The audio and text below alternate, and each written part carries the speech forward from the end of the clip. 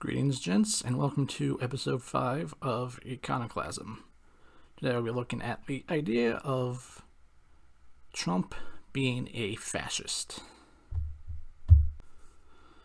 The claim has been present a lot since Trump got active in politics back in 2015, 2016, but it's really picked up steam heading into the final days before the election here. So I figured something worth looking at, especially when we're 3-4 days out from the election on Tuesday. Now, before I get into it, just to give a few personal biases so people know where I'm coming from. Firstly, I'm not a fan of Trump. Most everyone who knows me would know that. Back in 2016, when I was still more interested in staying up to date with and caring about electoral politics, I was following the 2016 Republican primaries, and of all the candidates, Trump was fairly far down on my list of who I would prefer to be the nominee. He was still above a couple of them, the human embodiment of beige, that is Jeb Bush, and the walking human trash compactor, that is Chris Christie. How he hasn't had 8 heart attacks since 2016 is a miracle. I did not vote for him when he won the nomination in 2016. I voted for Darrell Castle, the Constitution Party candidate. And then in 2020, I voted for Kanye. So, never really been much of a fan of Trump. Though I will say, I am leaning towards voting for him this year. It depends on how I feel on the day of the election. If I feel like walking the lengthy 2 minutes to my polling place. But just to get those out there as my personal biases so people know where I'm coming from. I'm not a big fan of Trump, but this time I am looking towards voting for him, maybe. We'll see. But my most important bias is towards what is true. So I will be legitimately trying to look at the question, is Trump a fascist? So in order to do that, we kind of need to define what fascism is first. And if you ask most of these people who are calling Trump a fascist, what is fascism? You'll probably get a number of different answers. And most of it's just like, oh, well, fascism is when your politics are mean. Because that's the level of political intelligence most people have in this country. Or, well, he hates women, or he hates, immigrants or gays. And that is why Trump is a fascist to those people. Now, if you want to go with a more traditional definition of fascism, you'll go with something like a hyper-nationalistic, totalitarian, militaristic state. Generally with, occasionally, with ethnic superiority. That was more so just the Nazis. Italians didn't really feel that way, neither did Franco or Salazar. Props to any of you who even know who Salazar is, by the way. I'd be amazed if more than 1% of the people calling Trump a fascist had any idea who Salazar is, who was the fascist dictator of Portugal through a good portion of the middle of the 20th century. But the big thing that really got me interested in talking about this was the reaction to Trump's rally at Madison Square Garden, where people were saying it was very reminiscent of a 1939 pro-Nazi rally that was held at Madison Square Garden. And that is a dangerous parallel between the 1939 rally and Trump's rally. Because, as we know, there was the 1939 Nazi rally in Madison Square Garden, and then the garden stayed empty and didn't hold a single event until Trump's rally came in this past week, and he held his own rally. So it was Madison Square Garden, then the Nazi rally. Then everyone was like, oh, wow, this is bad. No more events at Madison Square Garden ever. Well, there will only be another event at Madison Square Garden if, another Nazi comes to do a rally. And so, after 85 years, 85 also being Kamala's IQ, 85 years after the Nazi rally, Trump came along, reopened Madison Square Garden for the first time, and held his rally to pay tribute to those Nazis back in 1939.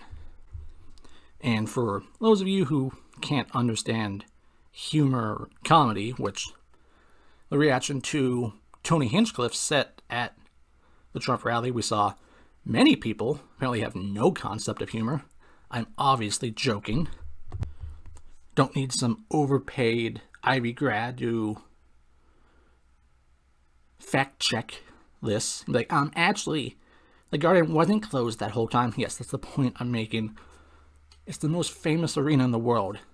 Thousands of events have been held there in between the two rallies, including rallies for other presidents and presidential candidates. Like, I'm pretty sure Bill Clinton had one.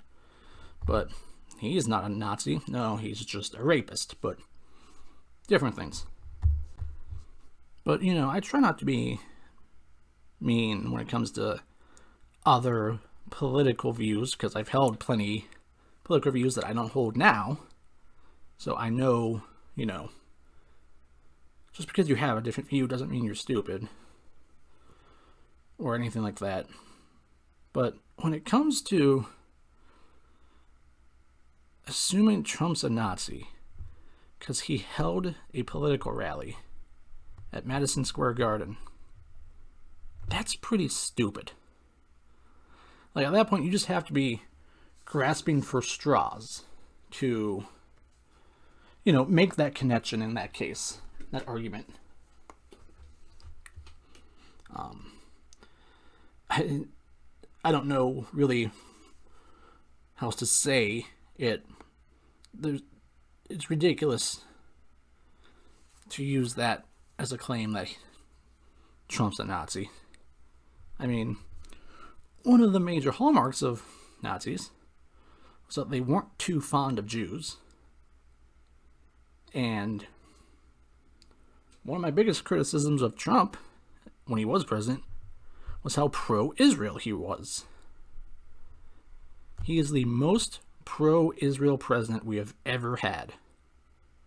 And I don't think a Nazi would do that, would have done that. Done all he did that was pro-Israel, be super pro-Israel in his policy and his language and his behavior. It's just a rally at a building. At the most famous building, most famous arena in the world. That's like saying anyone who holds a rally in Berlin is a Nazi. It's just a ridiculous claim. Anyone who uses that, just immediately discount them from any serious political conversation because they're just not intelligent. They're just making the most spurious connection that they can because they don't like the guy. I don't like Trump, I said that. But I'm not going to try and call him a Nazi because he held a rally at a building. Okay? So, we got the Madison Square Garden rally out of the way. Now let's look more into just the general, more general, I suppose, because Nazism is just a kind of branch of fascism, just in general, fascism itself. So, got quite a lot to look at with this. Not because I think it really is difficult to look at, but just because there's a lot to look at with this. And a lot of claims that come with, being a fascist. But I'm going to look at the more conventional view of fascism and the kind of what you hear from most people about what fascism is. I mean, the term fascism now is kind of used by the left in the same way the right uses communist and communism. It's just a naughty word that they can lob at their opponent to make them seem bad and try and get people worked up and fearful over applying it to their political opponent. This is a common thing we've seen in recent years where a lot of terms get watered down or thrown around so much they become virtually meaningless. And it kind of is that way now with fascism. Trying to call Trump a fascist, it just means the left doesn't like you. But still, let's look at it.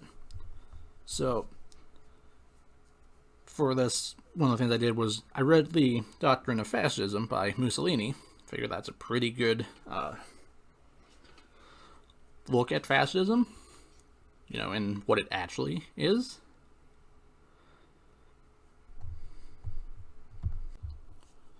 One of the things in it is the idea that life is a struggle, and that the fascist disdains the, quote, easy life. That's about as opposite as Donald Trump as you can get. I remember him saying recently that he made his money in his life off of luxury.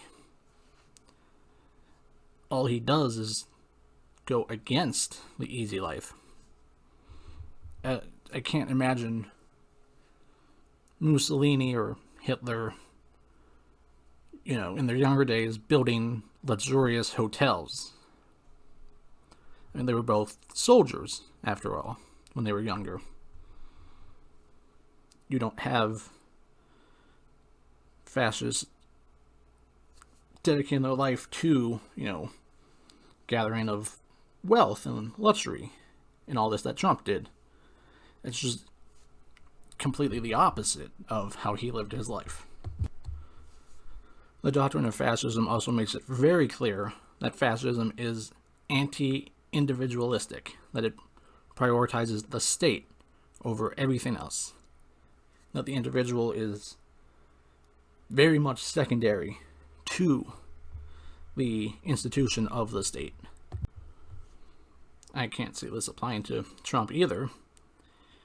He, on numerous occasions, has attacked verbally, in case people want to try to twist words or assume anything. But he has verbally attacked various members of the state, leaders of the state, politicians, generals, bureaucrats, what have you. And he's obviously a very individualistic person because he loves Trump. He loves himself. And you could say that, fascist leaders love themselves or whatever, but a fascist wouldn't go after the institutions of the state and try to make them look bad. I mean, he's called out the FBI, the CIA, various government agencies. Someone who places the state above themselves isn't going out and doing that because they view those things as more important than themselves. But because those things have gone after him, he's perfectly fine with going after them.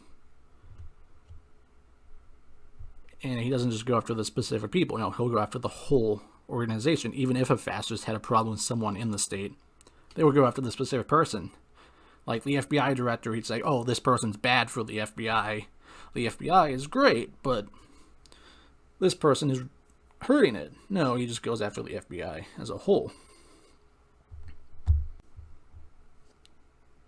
Also, in Mussolini's text, he comes out very clearly against pacifism and claims that war is a duty for the fascist and the fascist state. And in recent years, Trump is the least pro-war president we've had. He ran on policies of trying to stay out of these wars and avoiding war as much as possible. And he was criticized heavily for it. He wanted to leave Syria. Granted, he let himself get duped into staying longer multiple times. He wanted to leave Afghanistan. but the withdrawal didn't go great and didn't happen until Biden was president, but he was very clearly trying to prevent more wars and avoid fighting wars. That's not fascist. The fascists will take the chance at war and run with it. Which is interesting that a lot of the other parties, a lot of the other recent presidents and members in the Democrat and the Republican Party are very interested in war and going to war and taking any excuse to fight a war or trying to incite a war in whatever way possible. They're really trying to go to war with Iran right now, it seems.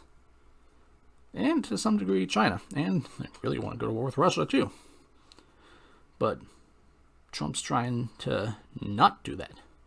I think he could get baited into war with Iran, especially with the reports that there's an Iranian assassination team in the U.S. going after him, which, honestly, I think is just the state making that up to try to goad Trump into war with Iran if he wins the election.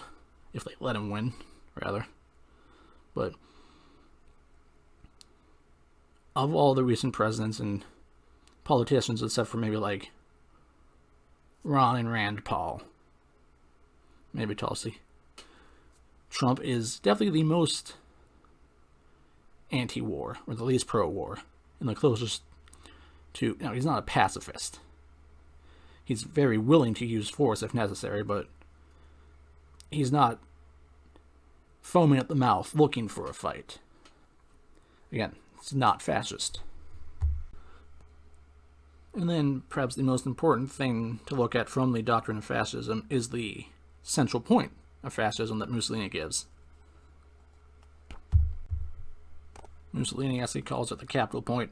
I messed that up, but he writes, quote, "The capital point of the fascist doctrine is the conception of the state, its essence, the work to be accomplished, its final aims.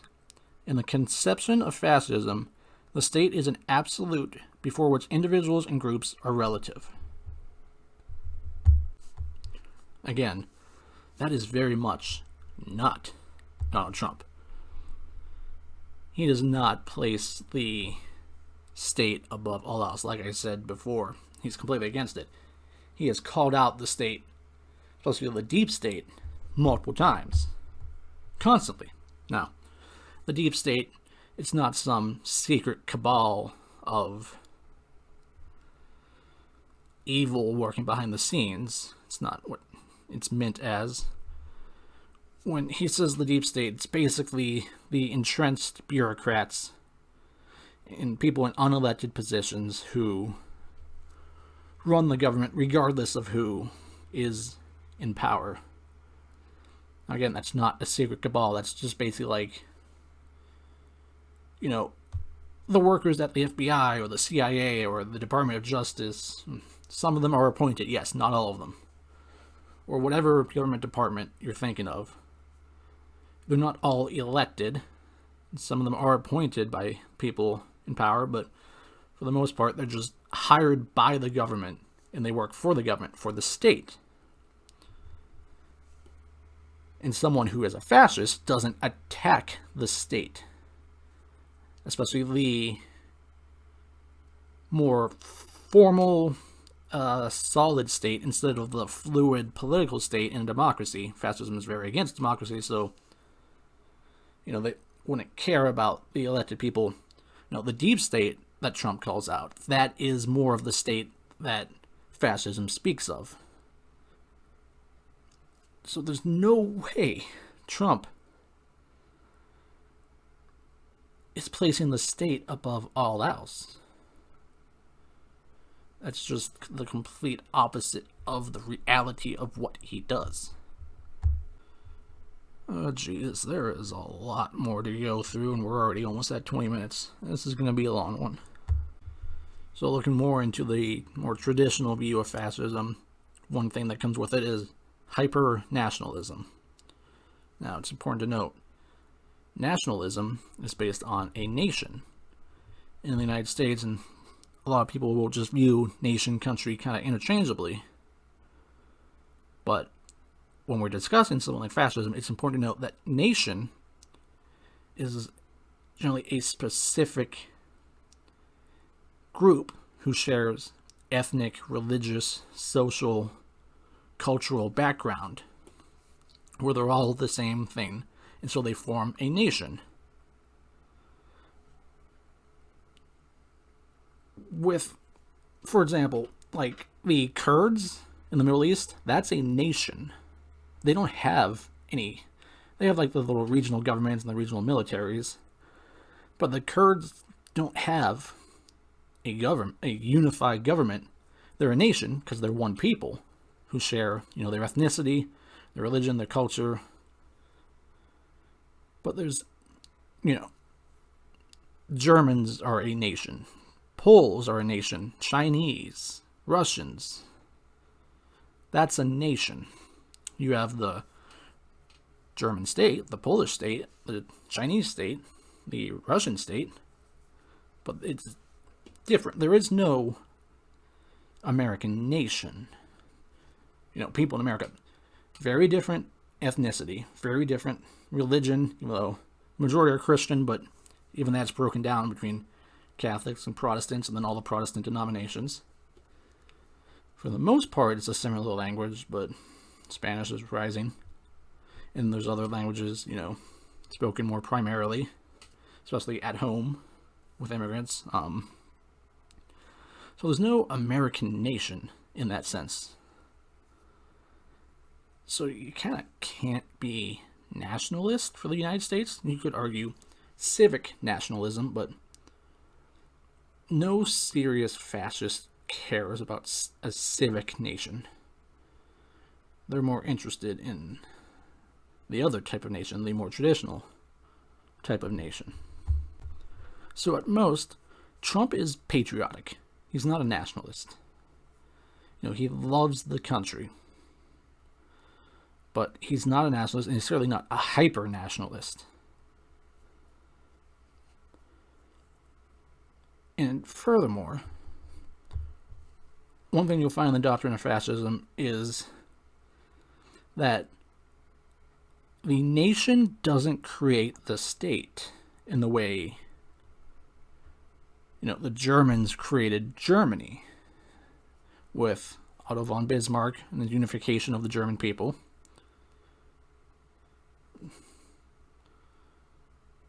But in fascism, the state creates the nation. The state determines what the nation is. Again, the state is paramount. So even saying nationalism is a major component of fascism, the state comes before the nation. The state is more important. You don't have to worry about this nation. The concern is the state itself. So to even throw nationalism in there is a bit against what fascism technically is, but a lot of people say nationalism, and even that still, again, doesn't apply to Trump. Furthermore, you'll have totalitarianism as an aspect of fascism. This just does not apply to Trump or his politics at all. I mean, is he more authoritarian than I would like? Certainly, but I'm an anarchist, so everyone is. Do I think he's a libertarian in any sense in his governing? No. But he's not totalitarian. I mean, if you look at his political platform on his website, you can very clearly see he's not in support of totalitarianism. Here, I'll read off of it. Defend our Constitution, our Bill of Rights, and our fundamental freedoms, including freedom of speech, freedom of religion, and the right to keep and bear arms. You're not going to find those arguments from a totalitarian.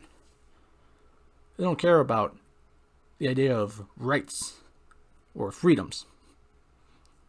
They don't care about individuals. They don't care about liberty. They care about the state and its power. It's totalitarian. That's not Trump. Here, another one. End the weaponization of government against the American people. that's one of the main hallmarks of a totalitarian state, is using the government against anyone who is against it. He's very clearly coming out against that idea. It's not totalitarianism. Is he an authoritarian? Sort of, yeah. But is he a totalitarian? No. Definitely not. If you look at the economics of fascism, the most you could get him on is tariffs and wanting a domestic manufacturing base. But it's not because he holds it for some fascist ideals. It's because he just thinks the United States should handle its own economy. It's, tariffs are a bad idea.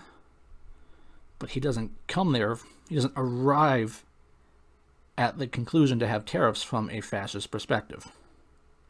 Fascism is also very anti-capitalist. Trump is definitely not anti-capitalist. He cut a lot of regulations that the government was running or had in place. It's not something a fascist would do. And he wants to return the economy back to people. He's in favor of tax cuts, and he's flirting with abolishing income tax. It's definitely not something that an anti-capitalist fascist would do. His economic policy isn't great, but it's certainly not fascist. It's not anti-capitalism. It's not even anti. It kind of is anti-socialist, but because fascism is against both socialism and capitalism, they take a third position, a sacred third thing. But yeah, he doesn't support the socialization of the means of production, but he doesn't support it going into like the state's hands. He likes business.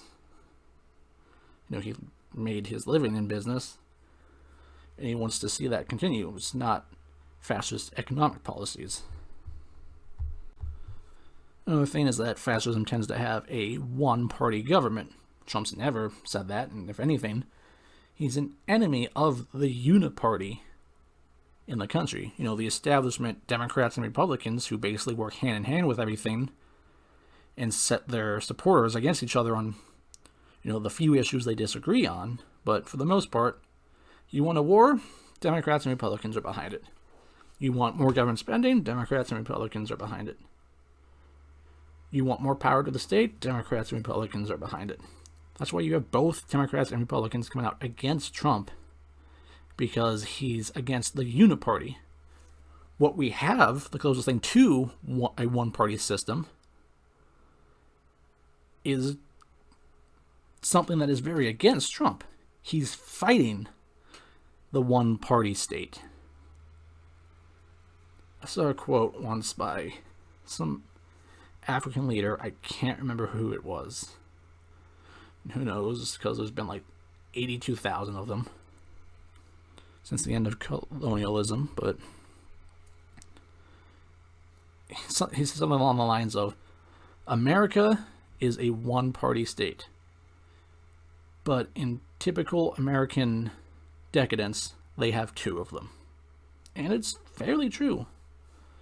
The Democrats and Republicans, at least the majority of them, work together on the most horrid things.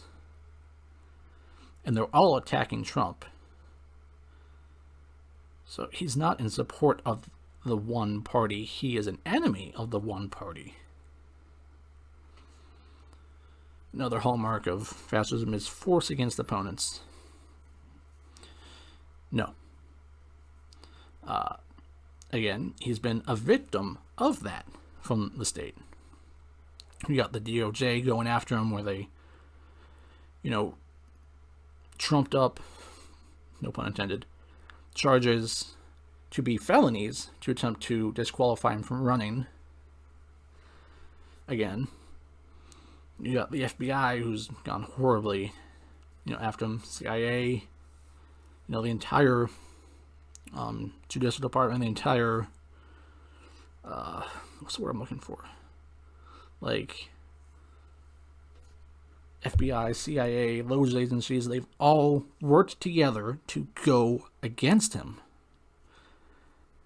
Now, they didn't directly, assault him. I mean, the guy who tried to assassinate him in Butler, his phone was pinged a lot at a known FBI site in Washington, D.C. Take with that what you will. But, yeah, they haven't directly, beaten him up or assaulted his supporters. You've had supporters of the other side do that to his supporters, but he has been very much intimidated by the state. He never used the state against them. I mean, look at Obama. He used the IRS against the Tea Party. No one ever freaked out that Obama was a fascist, even though he very much used the government against his political opponents. But yet, because they think Trump might possibly do it, people will throw out that he has flirted with the idea of using, the military against enemies of the people. It's another thing to look at is the language. I got to do that. But if you look at it, it's, the illegal criminals, the people distributing fentanyl. It's what Trump says when he says that. If his political opponents are identifying with those people, that's problematic. And that's a bigger issue than Trump saying, I'm going to use the military against, the distributors of fent. Another thing is that the fascism generally controls state media. And we do have state-run media in the United States. It's just run by the complete opposite side of Trump. A lot of the people calling Trump a fascist are people in the state-run media. So the guy who's being attacked by the state media,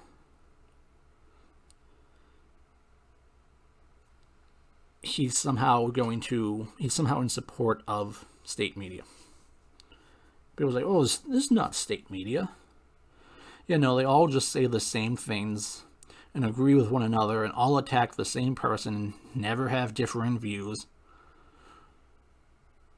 Just by pure coincidence. No such thing as Operation Mockingbird. And you can see those compilation videos where dozens of news stations are just reading the exact same script, and they all get their talking points. They have this specific phrase or word they want to use. It's as close to state-run media as you can get without calling it state-run media. I'd have more respect for them if they said it. At least in Russia, they're like, yeah, this is Russia Today. This is the state media.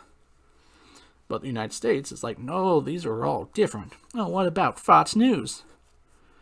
Yeah, the one that occasionally leans semi-conservative, who fired Tucker Carlson because he was against the Uniparty and against the state. It's controlled opposition in Fox News, if anything, to make people think that there is a free media. I mean, people are allowed to there is free media.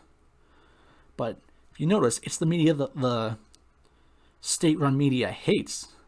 Look at how they went after Joe Rogan multiple times. Because he's a big member of free media who goes against what they say. So they're trying to suppress any outside the state media. Point is, Trump is not in favor of state-controlled media. I found a list of, supposed characteristics of fascism I want to go over real quick. There's still a decent bit to go over in general, but political power derived from questioning reality, endorsing myth and rage, and promoting lies. You could say Trump supports that if, you believe everything the state-run media says. You have all the fact-checkers and all the experts on media who say they know the truth and that Trump is lying constantly and, going against what reality is, but you have to be pretty brainwashed to take that as a legitimate thing. No, he is not questioning reality or lying. Just because he's questioning your view of reality doesn't mean he's questioning what the world actually is.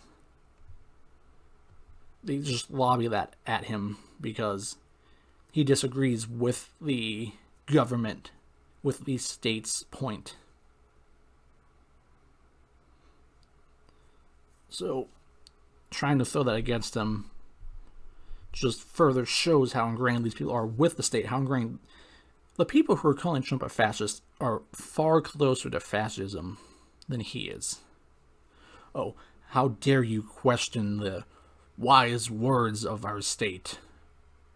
You're evil. Oh, that sounds a lot more like fascism than, questioning the state. I can go into thousands of examples with that, but I don't want this to go too long. Here. Fixation with perceived national decline, humiliation, or victimhood. You can't say there's perceived national decline. The country is declining. That's just, there's no real way to look at it. Otherwise, we're becoming a third world country quickly, rampant with crime, mass immigration, corruption, a failing economy. And then this one, victimhood. Gee, who's constantly trying to play victim in every single situation? I'm pretty sure it's the left, constantly trying to find a way to be the victim. Oh, well, we're oppressed in this way, we're oppressed in this way, we're oppressed in this way. Even though all of media, all of government, all of corporations, all of culture sides with us, we're oppressed. Yet, no. Again, most of this is... I'm going to go back through and kind of show in general how the left and the Democrats are way more in line with these fascist ideals. Go through them kind of as I can, but here. White replacement theory. I mean, fascism's not tied to a particular race. It's interesting that people try to make it that way. But, I mean, I've seen people say, like, people on the left say white replacement is happening and it's a good thing. So you can't, I mean, is it necessarily a government policy? No, but to say that, it's a conspiracy theory, there's people out there actively saying, yeah, this is going on, I'm glad it is. Disdain for human rights. Oh, that's on the left in spades, not Trump.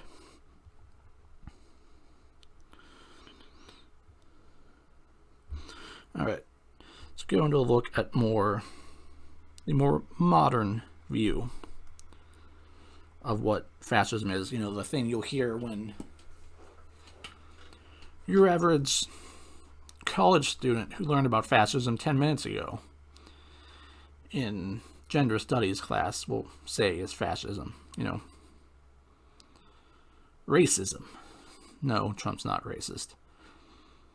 No one ever said he was racist until he started running against the Democrats.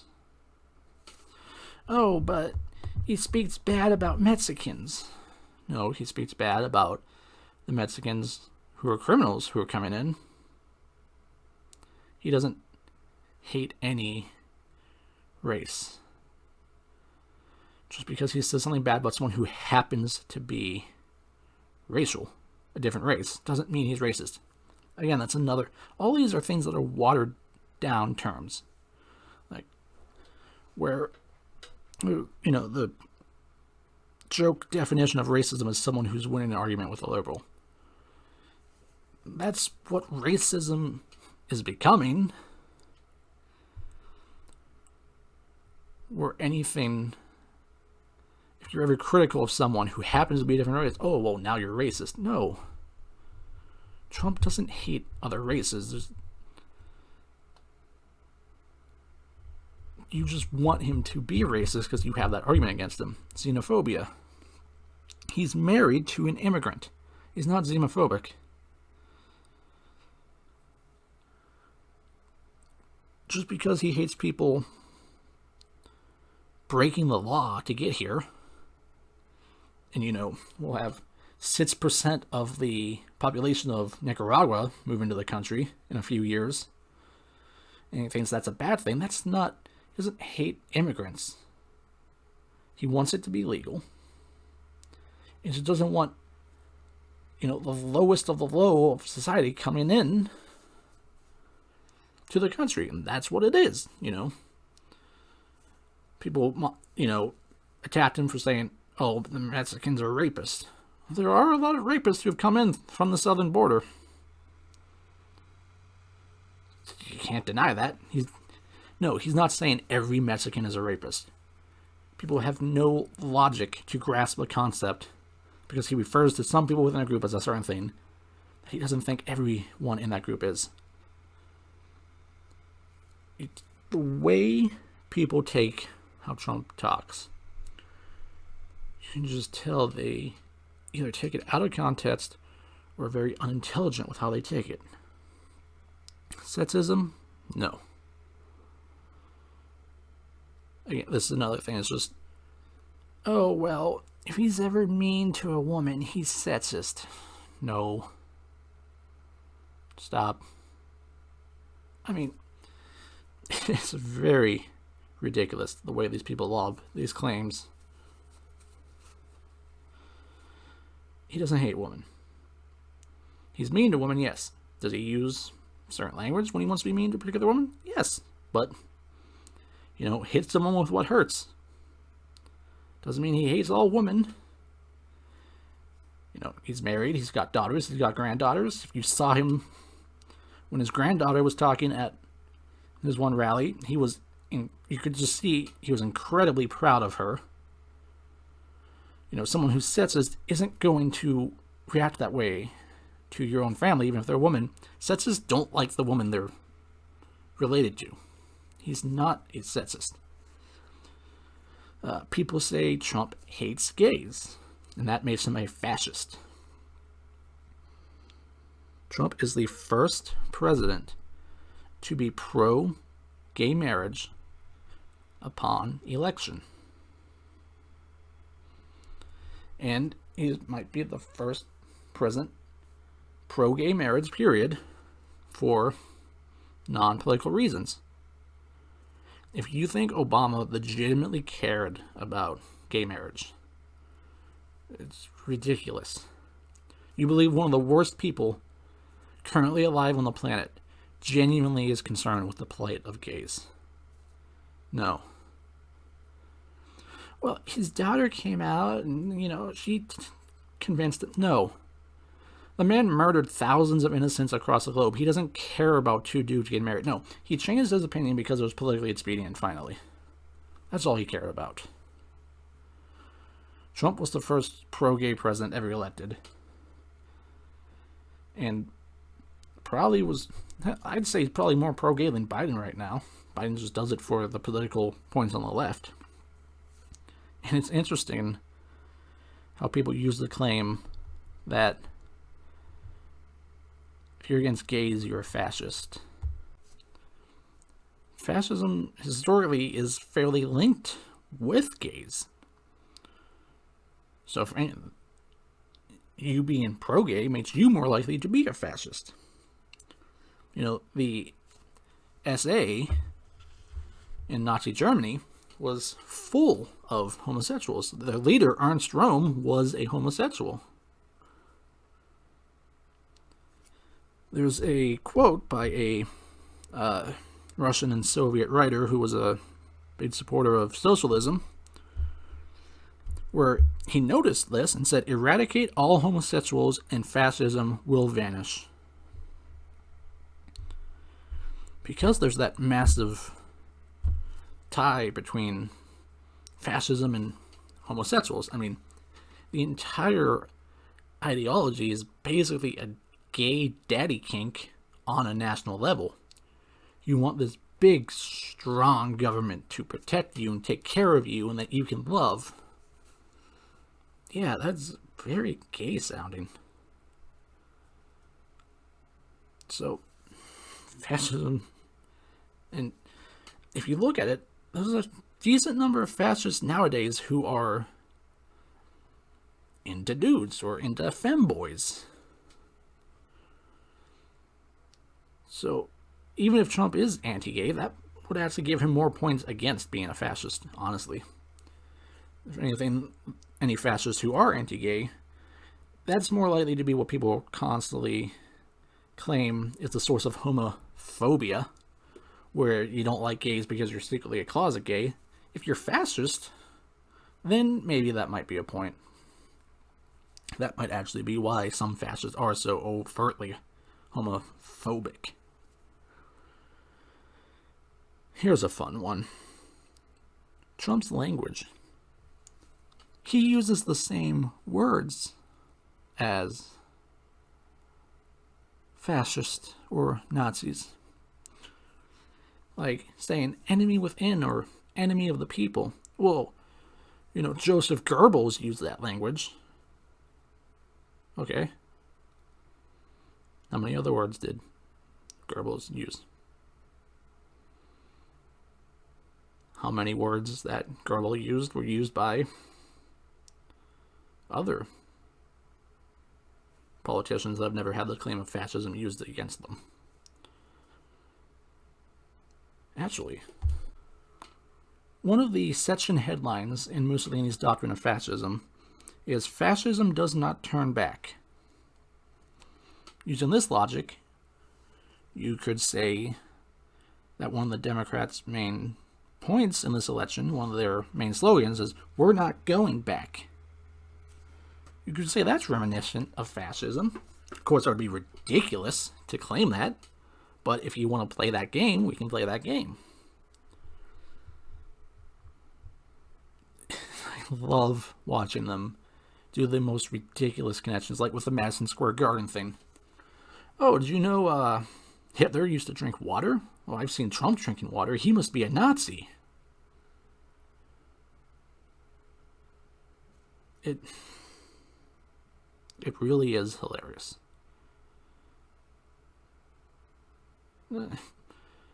It's sad more than hilarious, but oh well. Here was the big one where people try to call Trump a fascist. He tried to overturn an election. No. He believed that the election was fraudulent. Anyone who claims that there has to be some form of fraud in voter, anyone who claims there is absolutely zero voter fraud is ridiculous and just against truth. I saw an election official in Pennsylvania said that there's no voter fraud. Why? Because there's punishments against it. Well, we just need to start making laws against rape and murder and assault. If we want, if punishments ensure nothing happens, why don't we have punishments against that? No, of course there's voter fraud. Again, like I said in my last episode, I don't know the extent of it. And I'm not willing to say one way or the other if it was a fraudulent election or if it wasn't. I don't know. But he didn't try to overturn an election. The Democrats sure did for 4 years when Trump was president. I'm sure they would if he won this time.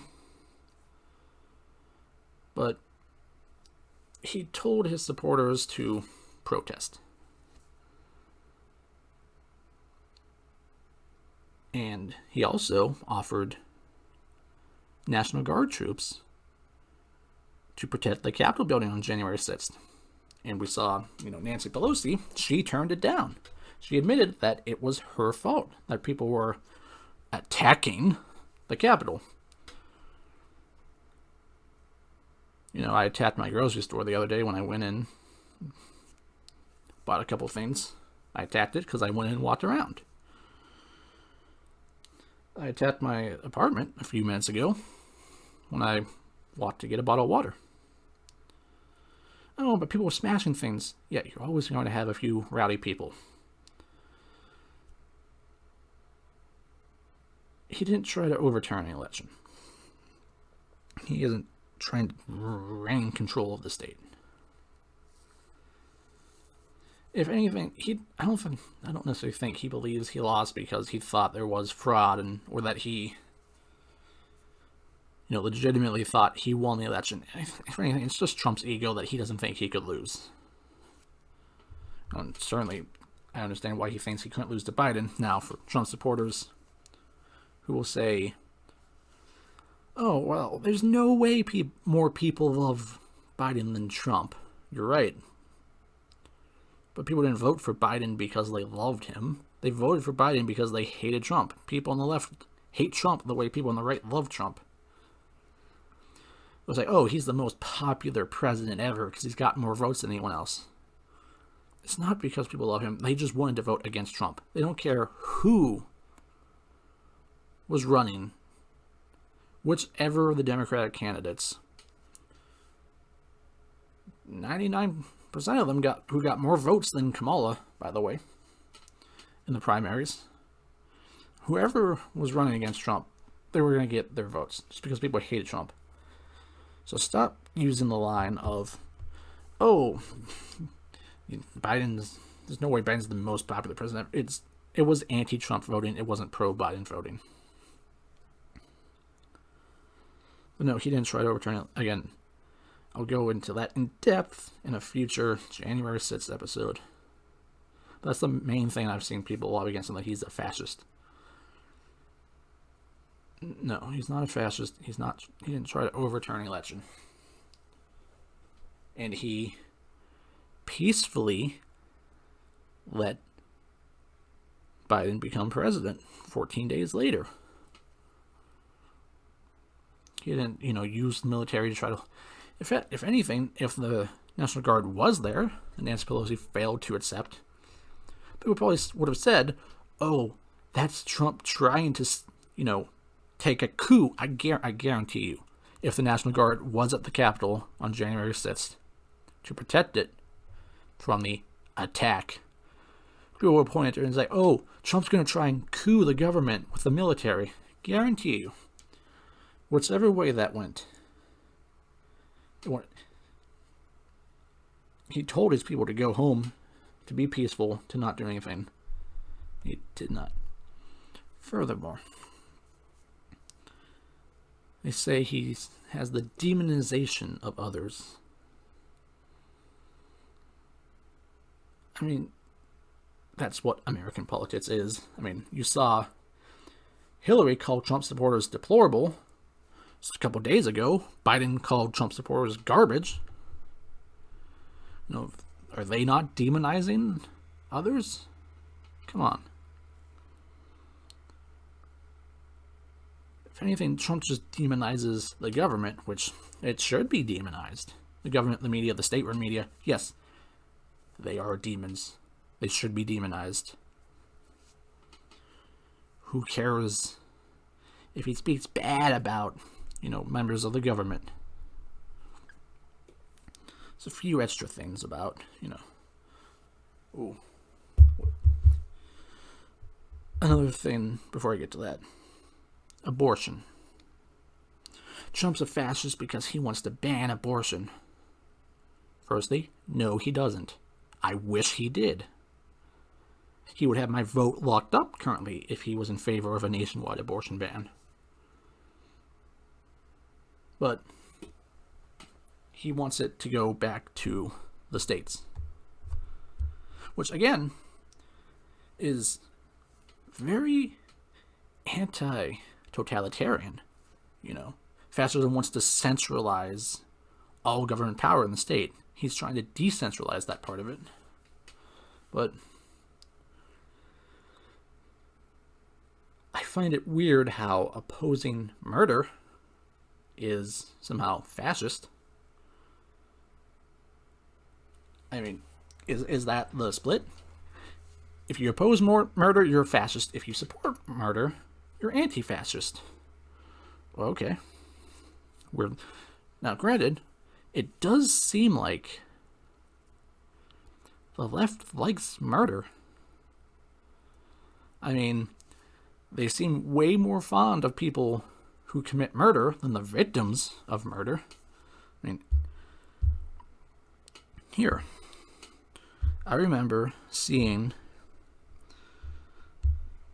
something of someone complaining about the people executed by Trump. And they put out, well, this, say their names. These 13 people were murdered by Trump's death row killing spree. And they put the list. Now, I'm not going to say their names because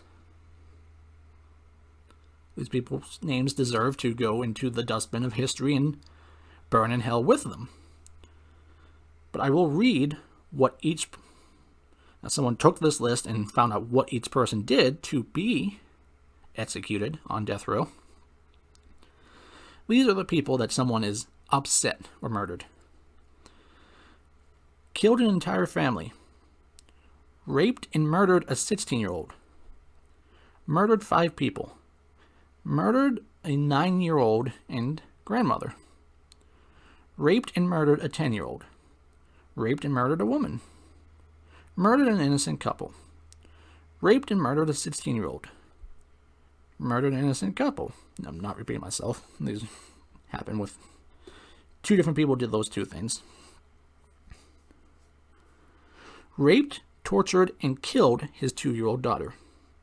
Strangled a pregnant woman and took the baby. Killed 7 people. Murdered 3 women. Now, if you want to say, oh, you're not saying their names because you don't want the truth to get out that these aren't what they did, you can easily find out who the people were who were executed under Trump and find what they did. But those things that I read off, that's who the left cares about. That's who their priority is. Rapists and murderers. I mean, you can see because they're really interested in letting a ton of them into the country.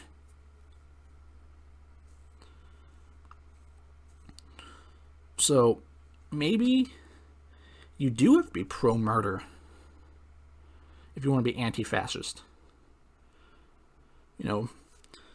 Be fine with murdering, children, innocent old people, babies in the womb. Otherwise, you're a fascist. If that's the split, then fuck it, I'm a fascist. And you know what? I don't care. Because morality is more important than whatever angry terms these blue-haired liberals shout from their college campuses.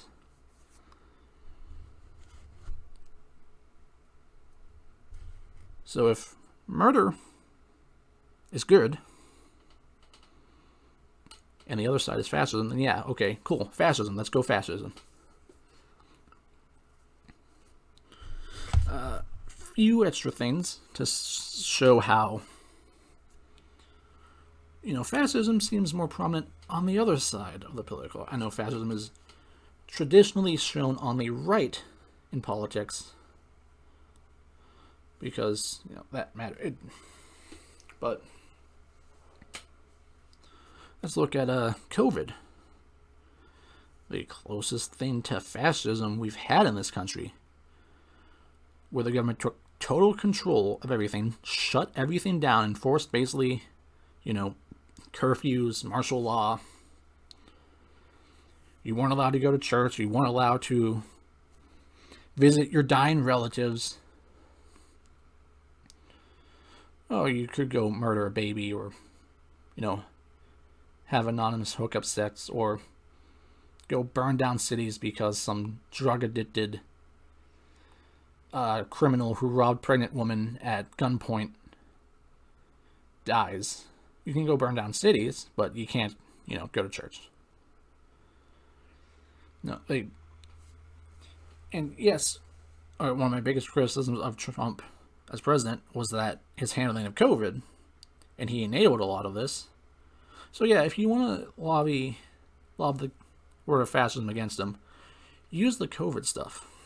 I bet you won't, because the people who call him a fascist love the COVID lockdowns and probably wish we were still locked down with mask mandates. And they tried vaccine mandates. When they call Trump a fascist for supposedly wanting an abortion ban. By the way, if you say Project 2025 against Trump, you're stupid. He's never come out in support of it. It's just what the Heritage Foundation would like to happen if Trump wins again. It's like saying what I would like to happen if Trump wins president. I want Trump to end NATO, stop backing Israel, pull all the military from the globe, abolish the government. That doesn't mean that Trump's in line with what I'm saying. I want him to do an abortion ban, but he won't.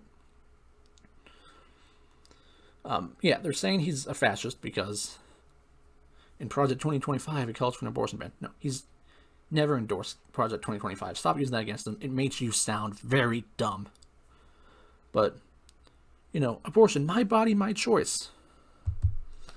Oh, we need vaccine mandates. I don't care if it's your body. It's, the government's choice. Well, with vaccines, you're protecting other people. It's not just your body. Yeah, well, with abortion, you're murdering a baby. So, fuck off. COVID was the closest thing to fascism. The left clearly was very in favor of the fascist elements of COVID. But yet they want to call other people fascist. Okay. Speech control. Dems love this idea. They want to implement laws against misinformation. And if, it's what they define as misinformation. And if we've noticed, the Dems are very wrong on a lot of things when it comes to what's true and what's not. They called so much misinformation during COVID that actually came out to actually be true. But it was dangerous misinformation when it was first said. And they want to ban hate speech. Hate speech isn't free speech. No, hate speech is free speech. There's no such thing as free speech if you're not free to say what's controversial. If you can only say what people like, there's not free speech. Fascists are way more in line with wanting speech control. And that's what the Dems want. They want to create their own ministry of truth, basically, to suppress whatever they claim is misinformation. Which, if you see what the Dems say is reality, what's true, I don't trust them for a second on misinformation.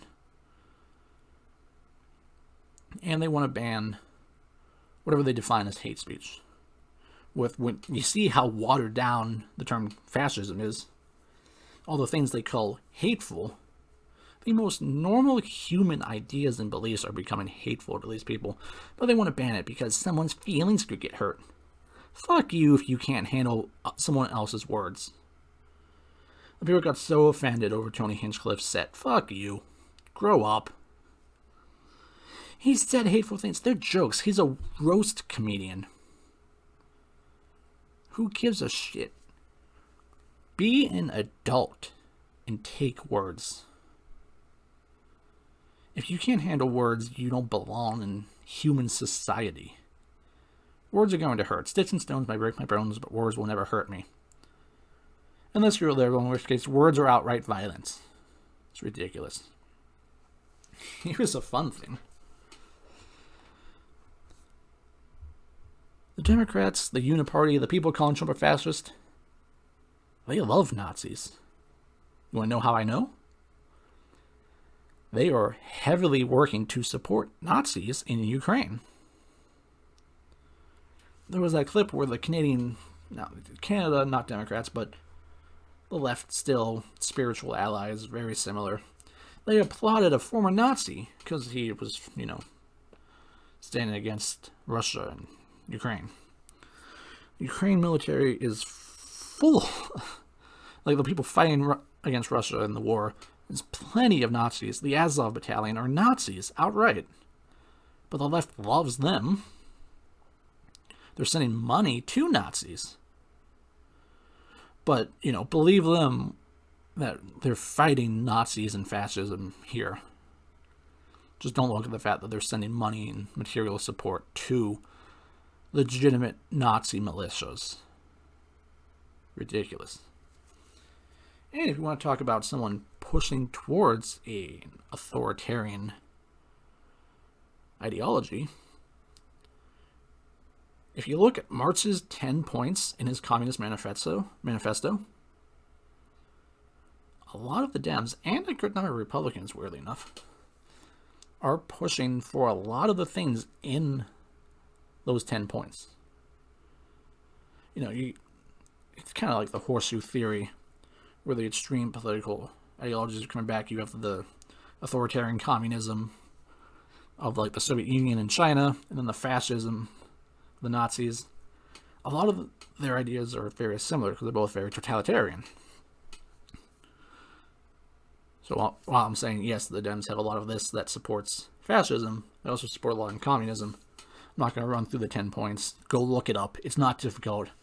Use a computer. You're listening to this, so you can. But you can see how a lot of these people calling Trump a fascist are pushing for Marx's 10 points. And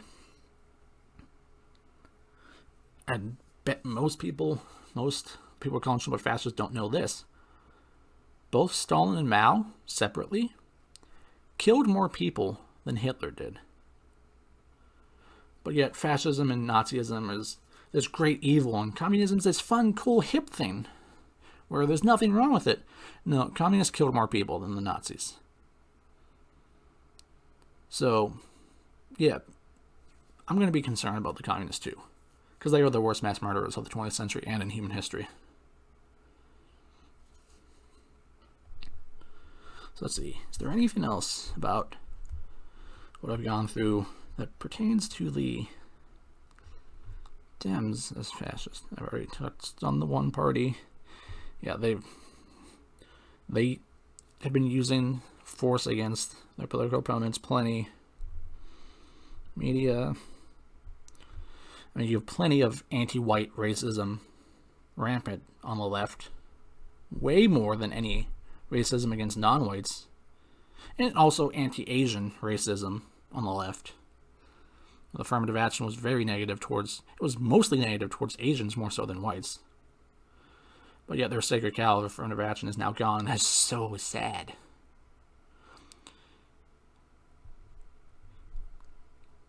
Also, the whole Stop Asian Hate movement, that movement died because of who was attacking Asians. I won't say who, but go look it up. Sexism. The left hates men, but because men are the foundational builders of human society, and without them the world couldn't function for more than 10 minutes, they're okay to attack and be sexist towards. Xenophobia, I don't think they're really xenophobic. Unless you're, a German family who's trying to homeschool because you would be jailed in Germany for it, then it's xenophobic. The Dems are very xenophobic. Yeah, they've been very demonizing of others. They constantly go after whites, after men, after people who support the people they don't like. Just look at how your average leftist talks about Trump supporters and tell me they're not demonizing others. You're far more likely to see someone who's screaming against Trump to be actually in favor of a lot of fascist policies and ideas than you see from Trump.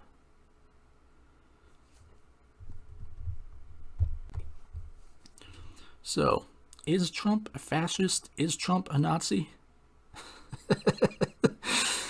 I mean, that's the only reaction you can have, is to laugh at it. Because it's such a ridiculous claim. It's as crazy as calling Obama a communist. Probably more crazy to call Trump a fascist than to call Obama a communist, realistically. Obama certainly had a lot of elements of fascism himself, like I've said, but, you know.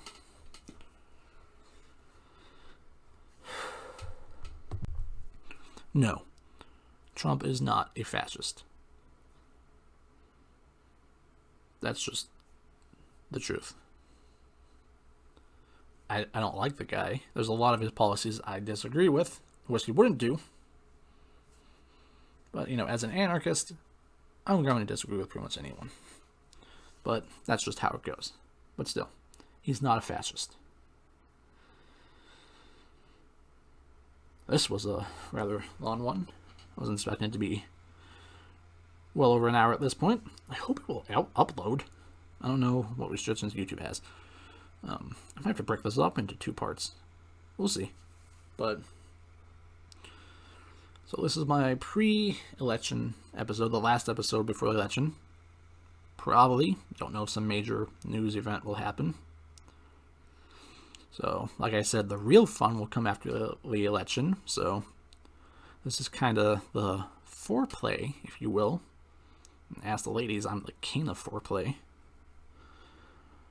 But, just a quick bit of housekeeping, I suppose. I am going to have friends over on election night to do like an anti-political thing. So I won't be doing anything the night of the election.